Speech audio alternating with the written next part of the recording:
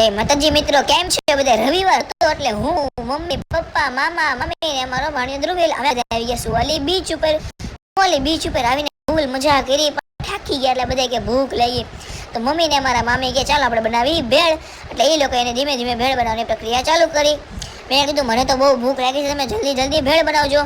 તા તો પછી મારથી રહેવાનું નહીં, એટલે પછી મેં કીધું હવે તો મારે કંઈક ખાવું જ પડશે. તા તો એકદમ અમારી ભેળ બનીને થઈ ગઈ તૈયાર. પછી એમાં મસ્ત ભેળ બધાએ દાબી લીધી અને પછી મેં કીધું ચાલો હવે જઈએ ટ્રેન ચલાવવા ગયા. અને મસ્ત મેં પણ વિડીયો ઉતાર્યો, સામે પપ્પાને પણ વિડીયો ઉતારેલો હતો. ટ્રેન ચલાવતા ધીમે ધીમે ચુક ચુક ચુક ચુક ચુક ચુક ચુક કરતી આગળ ગઈ.